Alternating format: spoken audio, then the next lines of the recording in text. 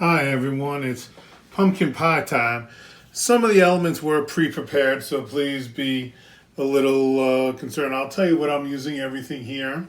First is the Libby's. I should show you Libby's pumpkin pie mix.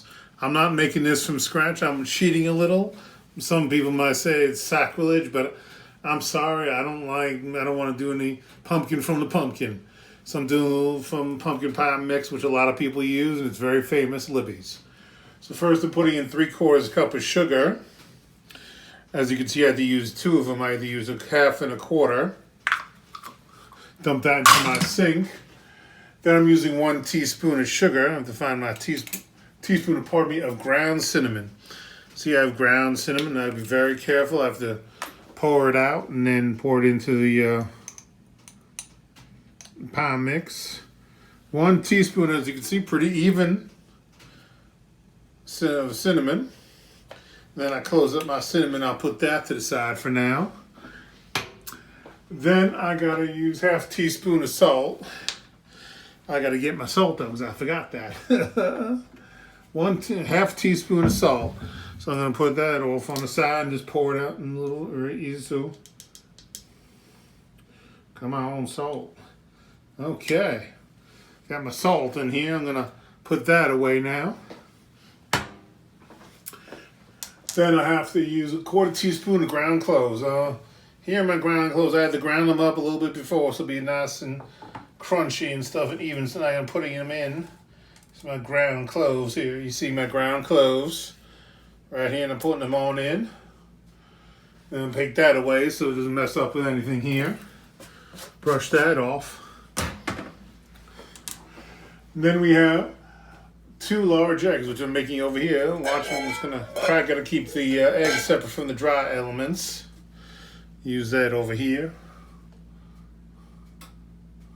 Now, once before the eggs, I almost forgot my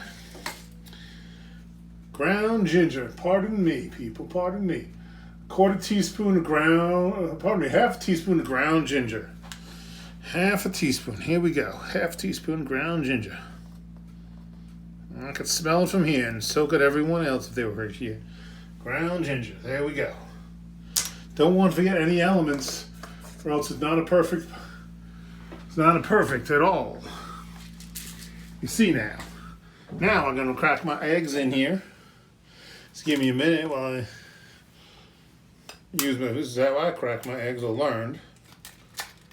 I messed that up a little bit, but no shell at least. No shell. Put that off to the side to the garbage. 1 more egg. That was a little better, don't you think? I got my 2 eggs. Now I got to whip them up a little bit as recipe dictates.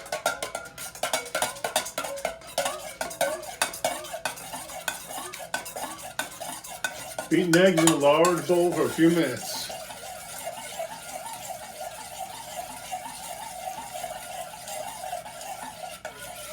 All right. Now all the secret elements come into play here.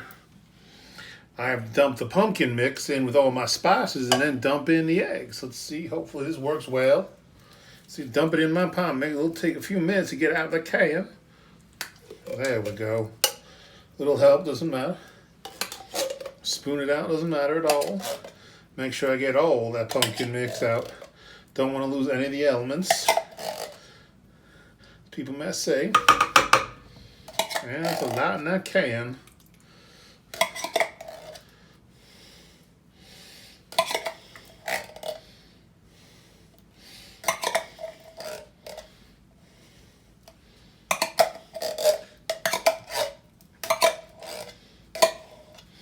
Got it all out now. Let me put this to the side in the garbage. Then mix this up a little bit and pour in my egg mixture. Like so.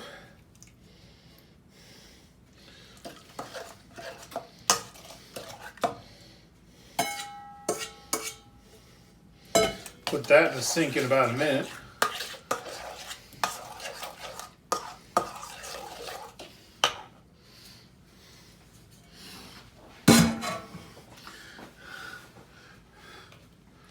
In a minute, I'm going to stir in my evaporated milk, which has to go in also into this mix. Make this a great pie. But they tell me to mix it in very gradually, so I'm going to gradually mix it in, you see?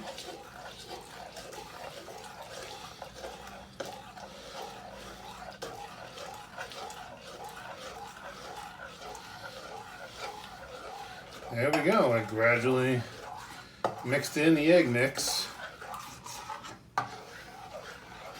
Put that off to the side for a minute. And bring over my pie shell. Yes, I have a graham cracker pie shell, which all this goodness is going to go into.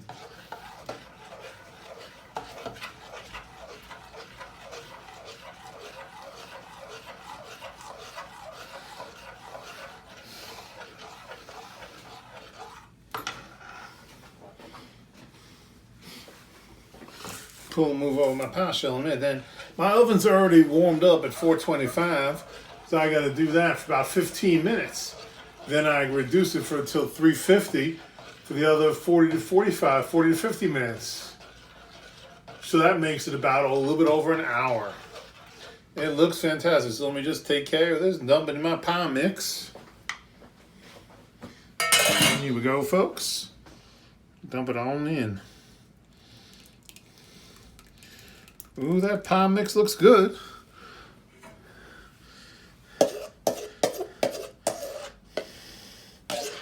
Make sure I gotta get all the good elements.